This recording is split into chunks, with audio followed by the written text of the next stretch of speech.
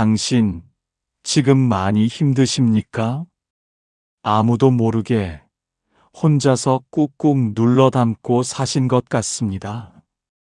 밤이 되면 괜히 가슴이 답답하고 아침이 되어도 어제와 달라진 것이 없어서 그냥 또 하루를 버티듯 시작하신 적 있지 않으십니까?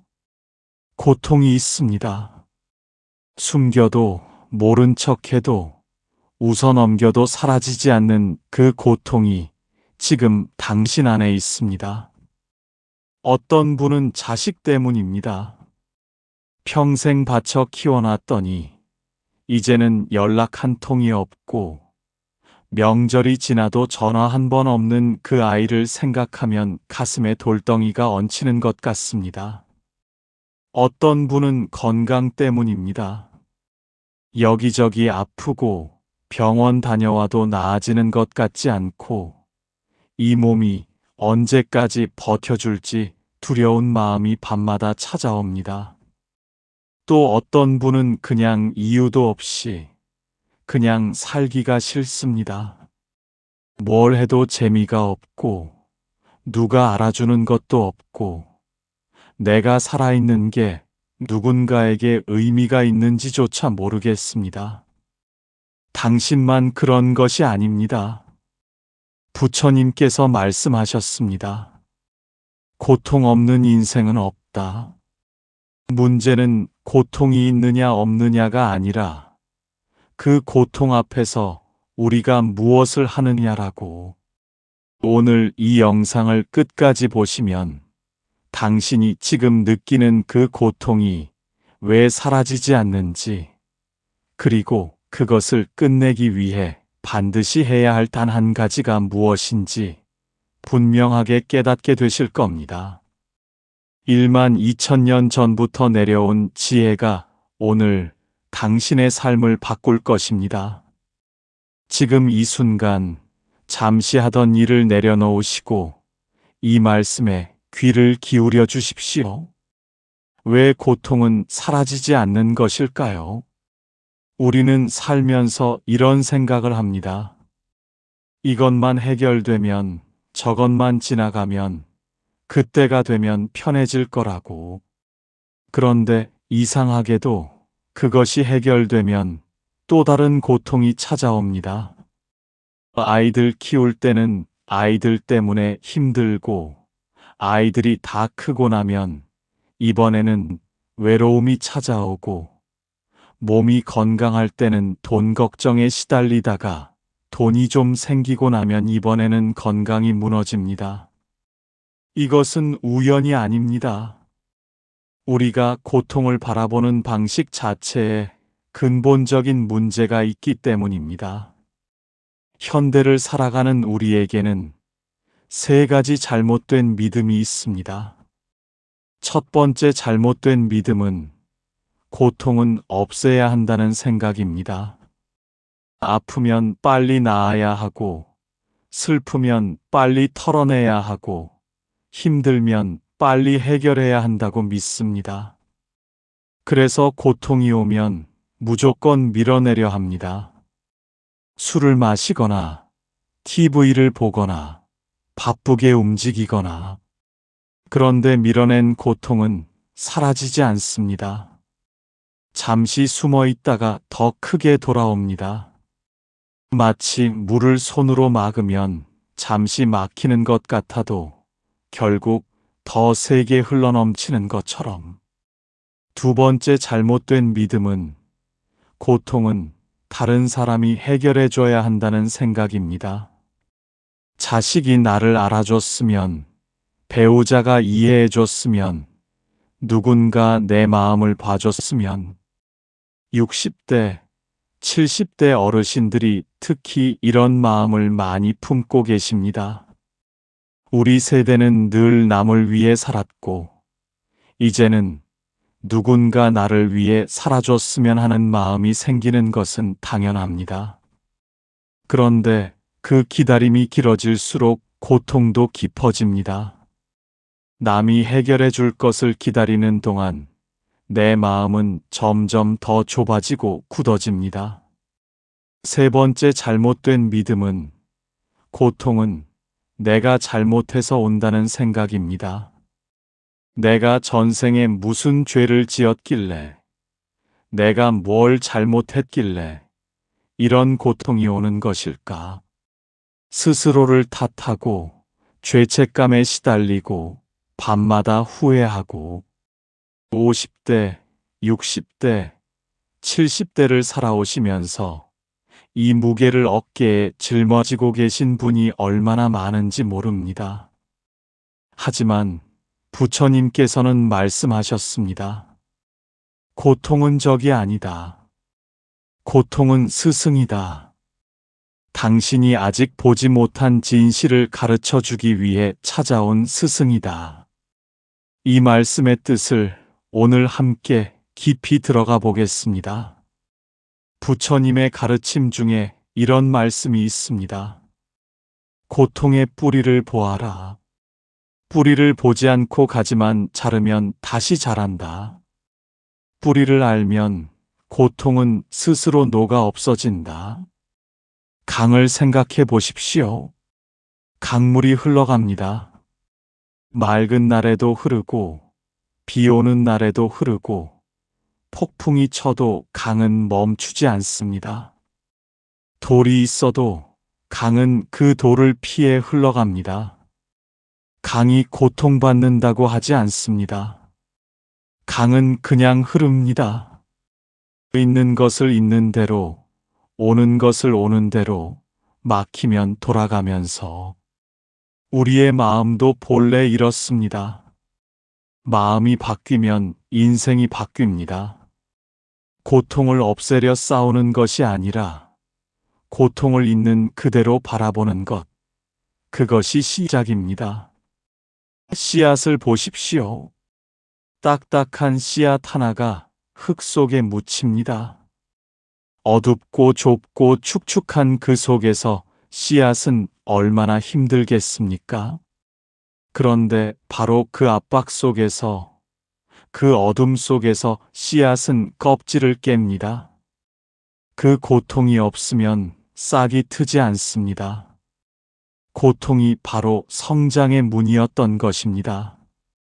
별빛을 생각해 보십시오. 별은 낮에도 있습니다. 그런데 우리는 낮에 별을 보지 못합니다. 왜입니까? 너무 밝아서입니다. 별빛은 어둠 속에서만 보입니다. 우리 삶도 그렇습니다. 고통이라는 어둠이 없다면 우리 안의 빛이 얼마나 밝은지 볼 수 없습니다. 부처님께서는 이렇게 말씀하셨습니다.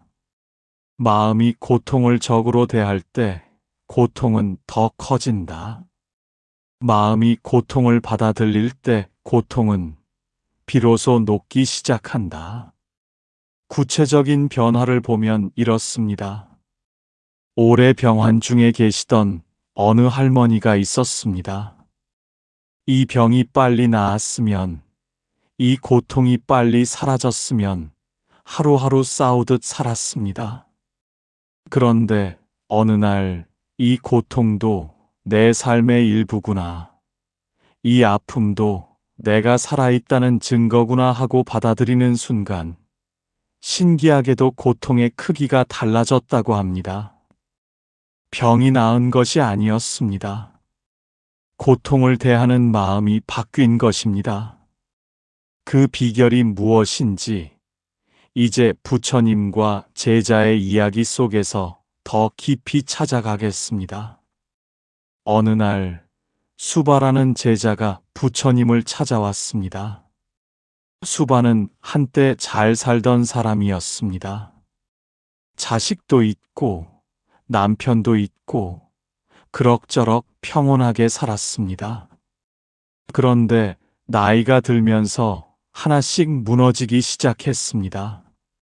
남편은 병으로 먼저 세상을 떠났고 자식들은 각자의 삶에 바빠 자주 찾아오지 않았습니다. 몸도 예전 같지 않고 아침에 눈을 뜨면 오늘 하루를 어떻게 보내야 할지 막막했습니다. 가슴에는 이름 모를 고통이 늘 자리를 잡고 있었습니다. 수바는 부처님 앞에 무릎을 꿇고 물었습니다. 스승이시여, 저는 왜 이렇게 힘든 것입니까? 남들은 다 잘 사는 것 같은데 저만 이렇게 고통스러운 것입니까? 이 고통이 언제쯤 끝이 납니까?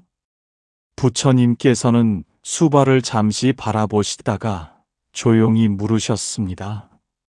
수바야, 지금 네가 느끼는 고통이 어디에 있다고 생각하느냐? 수바는 가슴을 가리켰습니다. 여기에 있습니다. 가슴 한가운데 돌처럼 박혀 있습니다. 부처님께서 말씀하셨습니다. 그 고통을 없애고 싶으냐? 그렇습니다, 스승이시여. 이 고통만 사라지면 제 인생이 다시 편안해질 것 같습니다. 부처님께서 말씀하셨습니다. 수바야, 손에 가시가 박혔을 때 그 가시를 뽑으려면 어떻게 하느냐? 눈으로 먼저 어디 박혔는지 살펴봐야 합니다. 맞다. 보지 않고 손을 휘저으면 가시는 더 깊이 박힌다. 고통도 그렇다. 없애려고 싸우면 더 깊어진다. 먼저 보아야 한다. 그 고통이 무엇인지, 왜 왔는지, 내게 무엇을 말하려는지. 수바는 고개를 들었습니다. 그렇다면 스승이시여, 어떻게 봐야 합니까? 보면 더 아플 것 같습니다. 부처님께서 미소를 지으셨습니다. 두 번째 질문이 왔구나. 좋은 질문이다. 부처님께서 말씀하셨습니다. 수바야, 어두운 방에 불을 켰다고 상상해 보아라. 불을 켜는 순간 어둠이 사라지느냐, 아니면 어둠과 싸워야 하느냐? 불을 켜면 어둠은 저절로 사라집니다. 그렇다. 고통도 그렇다. 고통을 없애려 싸울 필요가 없다. 고통을 있는 그대로 바라보는 빛을 켜면 된다. 그 빛이 무엇인지 아느냐? 그것이 바로 받아들임이다. 저항하지 않고 부정하지 않고 지금 이 순간 이것이 내 안에 있구나 하고 바라보는 것이다. 수바의 눈에 눈물이 맺혔습니다. 스승이시여, 그런데 저는 받아들이기가 두렵습니다. 받아들이면 이 고통이 영원히 내 것이 되는 것 같아서입니다. 부처님께서 말씀하셨습니다. 수바야, 강물을 손으로 잡을 수 있느냐? 잡을 수 없습니다. 손가락 사이로 흘러갑니다. 고통도 그렇다. 받아들이면 잡힌 것이 아니라 흐르기 시작한다. 저항하면 오히려 그 자리에 머문다. 손을 쥐면 물이 갇히고 손을 펴면 물이 흐르듯 마음을 열면 고통도 흐른다. 수바는 깊이 고개를 숙였습니다. 스승이시여, 그것이 제가 해야 할 일입니까? 받아들이는 것이 고통을 끝내는 방법입니까? 부처님께서 조용히 그러나 분명하게 말씀하셨습니다. 수바야, 고통이 클수록 이것을 해야 끝난다. 바로 받아들임이다. 도망치면 고통이 따라온다. 싸우면 고통이 더 커진다. 그러나 받아들이면 고통은 비로소 녹기 시작한다. 그것이 내가 오랜 세월 수행 끝에 얻은 가장 깊은 진실이다. 수바는 그 자리에서 오래오래 울었습니다. 그리고 그 눈물이 마르고 나서 처음으로 가슴이 조금 가벼워진 것을 느꼈습니다. 주변에 이런 고민을 하시는 분이 계신다면 이 영상을 꼭 전해 주십시오. 고통이 클수록 받아들임이 필요합니다.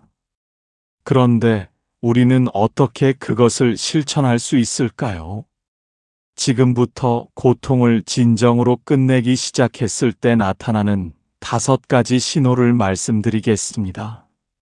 이 신호가 당신에게 찾아온다면 당신의 고통은 이미 끝을 향해 가고 있는 것입니다. 첫째, 더 이상 그 고통에 이름을 붙이지 않게 됩니다. 이유 없이 가슴이 편안해지는 순간이 있습니다. 그동안 당신은 이 아픔을 이름 붙여왔습니다. 자식 때문이다. 돈 때문이다. 남편 때문이다. 건강 때문이다. 이름을 붙이는 순간 고통은 더 단단해집니다. 개념이 되고 이유가 되고 이야기가 되어서 우리 마음에 뿌리를 내립니다. 그런데 받아들임이 시작되면 이상한 일이 일어납니다. 자연스럽게 그 이름들이 흐릿해집니다.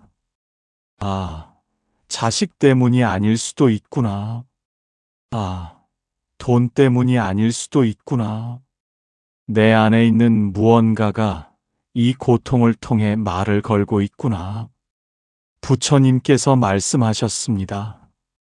고통에 이름을 붙이지 마라. 이름 붙인 것은 이미 실제보다 크다.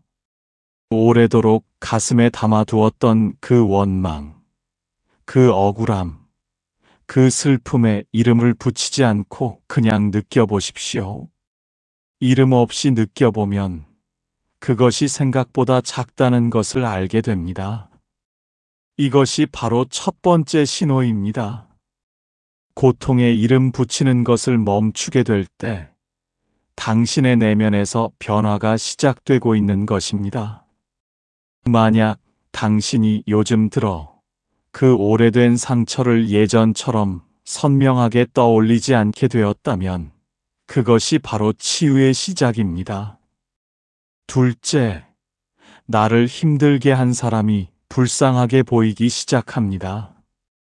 진심으로 받아들임이 시작되면 이상한 일이 일어납니다. 그 사람이 달라 보입니다. 나를 가장 많이 아프게 한 그 사람, 그 자식, 그 사람이 사실은 자신도 고통 속에 있었구나 하는 마음이 드는 것입니다. 연못을 생각해 보십시오. 돌을 던지면 파문이 일어납니다. 그 파문은 돌을 던진 사람의 잘못이기도 하지만 돌 자체도 어딘가에서 굴러온 것입니다. 나를 상처 입힌 사람도 어딘가에서 상처 입은 돌이었습니다. 부처님께서 말씀하셨습니다. 상처 없이 남을 상처 입히는 사람은 없다. 고통 없이 고통을 주는 사람은 없다. 이유 없이 그 사람이 안쓰럽다는 생각이 드신다면 그것은 당신 마음이 넓어지고 있다는 신호입니다. 오래도록 품어온 원망의 벽이 조금씩 무너지고 있는 것입니다. 이 순간을 소중히 여기십시오. 자연스럽게 찾아오는 이 연민이 바로 고통이 녹아가는 두 번째 신호입니다. 셋째, 혼자 있는 시간이 두렵지 않아집니다. 고통이 있을 때 우리는 혼자 있는 시간을 무서워합니다. 혼자 있으면 생각이 많아지고 생각이 많아지면 고통이 더 커지기 때문입니다. 그래서 TV를 켜고 전화를 하고 바쁘게 움직이며 혼자 있는 것을 피합니다. 그런데 받아들임이 깊어지면 혼자 있는 시간이 달라집니다. 조용한 새벽에 눈을 떠도 무섭지 않습니다. 아무도 없는 방에 앉아 있어도 외롭지 않습니다. 오히려 그 고요 속에서 내 안에 무언가와 만나는 느낌이 옵니다. 부처님께서 말씀하셨습니다.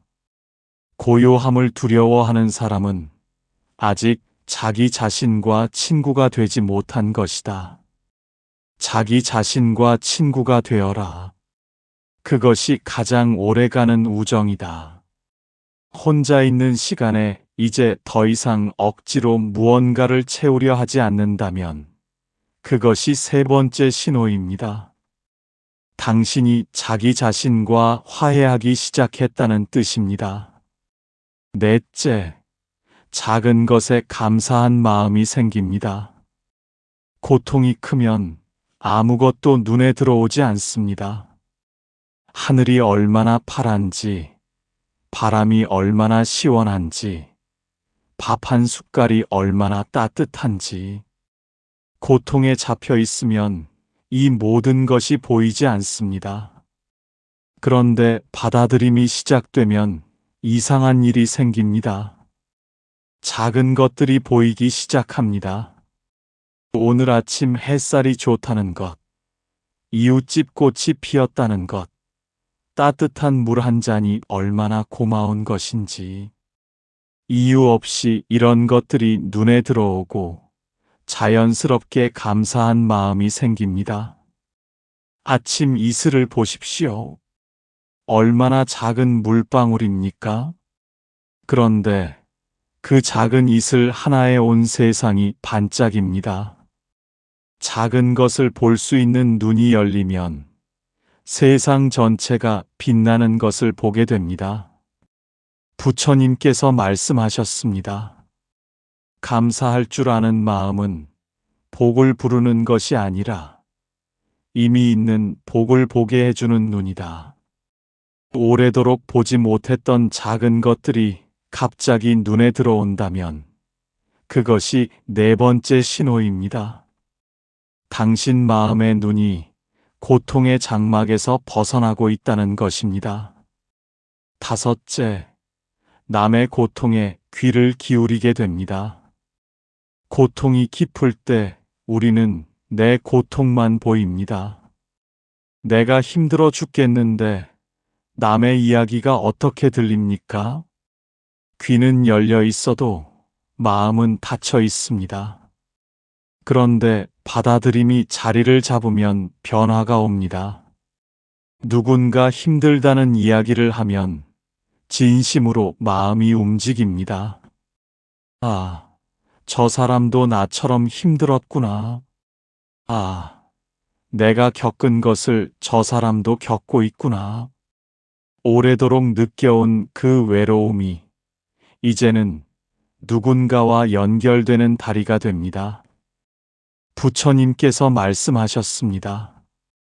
자신의 고통을 알면 남의 고통이 보인다. 남의 고통이 보이면 비로소 자신의 고통이 치유된다. 진심으로 누군가의 이야기를 듣고 싶어진다면 그것이 다섯 번째 신호입니다. 당신의 고통이 연민으로 전환되고 있다는 가장 아름다운 신호입니다. 주변에 이런 고민을 하시는 분이 계신다면 이 영상을 꼭 전해 주십시오. 자, 이제 당신의 이야기로 만들어 봅시다. 잠시 눈을 감아 보십시오. 지금 당신 안에 어떤 고통이 있습니까? 이름을 붙이지 않아도 됩니다. 그냥 느껴보십시오. 가슴에 있습니까? 목에 걸려 있습니까? 눈 뒤에서 눈물처럼 고여 있습니까? 세 가지를 천천히 물어보겠습니다. 지금 이 순간 그 고통과 함께 떠오르는 얼굴이 있습니까? 내 고통과 가장 가까이 연결된 그 사람의 얼굴이, 그 얼굴을 떠올리며 이렇게 생각해 보십시오. 저 사람도 자신만의 고통이 있구나. 저 사람도 힘들었겠구나. 두 번째입니다. 그 고통이 내게 무언가를 말하려 한다면 그것이 무엇일 것 같습니까? 너무 오래 혼자였다는 것입니까? 사랑받고 싶었다는 것입니까? 인정받고 싶었다는 것입니까? 그 목소리를 잠시 들어주십시오. 오래 기다린 목소리입니다. 세 번째입니다. 오늘 하루 단 하나의 작은 것에 감사할 수 있겠습니까? 따뜻한 밥 한 그릇, 오늘 아침 눈을 떴다는 것, 이 영상을 볼 수 있는 눈이 있다는 것, 딱 하나입니다. 오늘 당장 할 수 있는 세 가지를 드리겠습니다. 첫째, 오늘 밤 잠자리에 들기 전 딱 5분만 조용히 앉으십시오. 아무것도 하지 않아도 됩니다. 그냥 자신의 고통에게 이렇게 말해 주십시오. 왔구나. 알겠다. 내가 무언가 말하고 싶은 것이 있구나. 둘째, 오래 연락하지 못한 사람에게 문자 한 줄 보내십시오. 잘 지내시는지요? 한 줄이면 됩니다. 어렵지 않습니다. 지금 이 순간 할 수 있습니다. 셋째, 내일 아침 눈을 뜨는 순간 이렇게 말씀해 보십시오. 오늘 하루도 여기 있다. 감사하다. 당신은 할 수 있습니다. 이미 당신 안에 그 힘이 있습니다. 이 영상을 이렇게 끝까지 보고 계신 것이 그 증거입니다. 그런데 여기서 한 가지 꼭 드리고 싶은 말씀이 있습니다. 받아들임을 실천하다 보면 세 가지 실수를 하는 경우가 있습니다. 미리 알고 계시면 훨씬 수월해집니다. 첫 번째 실수는 너무 늦었다고 생각하는 것입니다. 70이 되었는데 이제 와서 무슨 변화가 되겠냐. 평생 이렇게 살았는데 이제 와서 무슨 마음이 바뀌겠냐. 이런 생각이 드신다면 부처님의 이 말씀을 기억해 주십시오. 씨앗에는 늦은 계절이 없다. 다만 아직 땅에 묻히지 않은 씨앗이 있을 뿐이다. 오늘이 나머지 인생의 첫날입니다. 지금 이 순간이 가장 이른 때입니다. 두 번째 실수는 완벽하게 받아들이려 하는 것입니다. 받아들임을 한 번에 완전하게 이루어야 한다고 생각하면 오히려 더 힘들어집니다. 오늘 조금, 내일 조금, 어제보다 한숨 더 편안하면 됩니다. 완벽한 받아들임은 없습니다. 있다면 그것은 죽음뿐입니다. 살아있는 한 고통은 오고 가고 우리는 그것과 함께 조금씩 익숙해지는 것입니다. 부처님께서 말씀하셨습니다. 한 걸음 한 걸음이 이미 도착한 것이다. 목적지만 바라보지 말고 지금 발 아래를 보아라. 세 번째 실수는 혼자 해결하려는 것입니다. 받아들임은 혼자 하는 것이지만 혼자 고립되어야 하는 것은 아닙니다. 마음을 나눌 수 있는 사람에게 솔직하게 말해 보십시오. 나 요즘 좀 힘들다. 이 한마디가 얼마나 큰 힘이 되는지 모릅니다. 말하는 순간 고통의 절반은 이미 나누어집니다. 그렇다고 모든 사람에게 털어놓으라는 것이 아닙니다. 당신의 말을 진심으로 들어줄 수 있는 단 한 사람이면 됩니다. 그 한 사람을 찾으십시오. 중도의 길이 있습니다. 너무 안으로만 담아두지도 말고, 너무 밖으로만 쏟아내지도 말고, 적당히 나누고, 적당히 홀로 다스리는 것. 그것이 부처님이 말씀하신 중도의 실천입니다. 주변에 이런 고민을 하시는 분이 계신다면 이 영상을 꼭 전해 주십시오. 감사는 복을 부른다고들 합니다. 그런데 더 정확히 말씀드리면 감사는 이미 당신 곁에 있는 복을 보게 해주는 눈입니다. 없는 것을 있게 하는 것이 아니라 있는 것을 보이게 하는 것입니다. 고통이 클수록 감사는 더 어렵습니다. 그것은 당연합니다. 그런데 바로 그 어려운 곳에서 감사를 찾으면 그 감사는 보통의 감사보다 100배 더 깊습니다. 어둠 속에서 켜진 촛불이 낮에 켜진 촛불보다 훨씬 밝게 보이듯 오늘 밤 잠들기 전 딱 3가지만 떠올려 보십시오. 오늘 내 몸이 나를 위해 해준 것 하나. 숨을 쉬었습니다. 밥을 소화했습니다. 이 화면을 보았습니다. 이 모든 것이 기적입니다. 오늘 내 주변이 나를 위해 해준 것 하나. 바람이 불었습니다. 물이 나왔습니다. 누군가 미소를 지어 주었습니다. 오늘 내가 나를 위해 한 것 하나. 이 영상을 보며 내 마음을 돌보았습니다. 그것이 이미 대단한 일입니다. 내일 아침 눈을 뜨면 이렇게 해보십시오. 눈을 뜨는 순간 바로 일어나지 말고 딱 한 번 숨을 깊이 들이쉬며 이렇게 말씀해 보십시오. 오늘도 살아있다. 감사하다. 일주일 동안 매일 밤 감사 3가지를 마음속으로 떠올려 보십시오. 아주 작아도 됩니다. 억지로 크게 하려 하지 않아도 됩니다. 한 달 후 당신의 가슴이 조금 달라져 있을 것입니다. 그것이 당신이 만들어낸 기적입니다. 당신의 남은 인생은 아직 쓰이지 않은 페이지입니다. 가장 아름다운 계절은 아직 오지 않았습니다. 고통을 통과한 사람만이 볼 수 있는 빛이 있습니다. 그 빛이 당신을 기다리고 있습니다. 기억하십시오. 고통이 클수록 이걸 해야 끝납니다.